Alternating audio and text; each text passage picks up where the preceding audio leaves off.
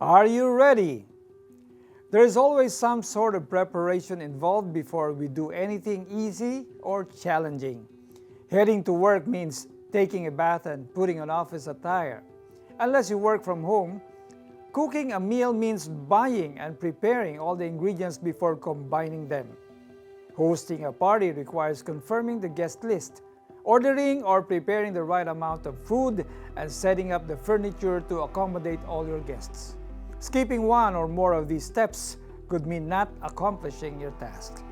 Or you could get it done, but not as well as you could have if you followed the preparation guidelines to the letter.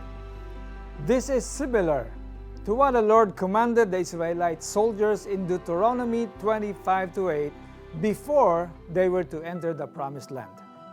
Each man had to be ready for war by having their house dedicated to the Lord, savoring the produce of their vineyard, marry their betrothed, and not be afraid of fighting their enemies.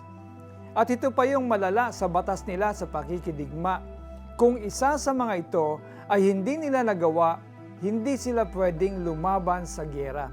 Lalo na kung may duwag, dahil maapektuhan din ang kapwa nilang sundalo. If you are entrusted with a responsibility or a task, don't be lazy by skipping steps or ignoring instructions. Prepare by asking for God's help in doing everything according to the right processes. Let's pray. Dear Jesus, I need your guidance, wisdom, and faithfulness to properly accomplish my current responsibilities. Help me do it according to the right process for your glory alone. In Jesus' name, Amen. Is there anything that the Lord has entrusted to you through your family, friends, work, or ministry that you are not fully prepared to do? List and break down those tasks and seek the Lord's help.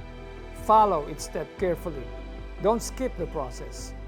Sino man sa inyo ang natatakot o naduduwag ay maaari nang umuwi. Baka maduwag din kagaya niya ang iba. Deuteronomy 28. Ako po si Alex Tinsay, ang nagsasabing, kailangan maging matapang tayo sa Lord kasi ang sabi ni Lord, do not be afraid.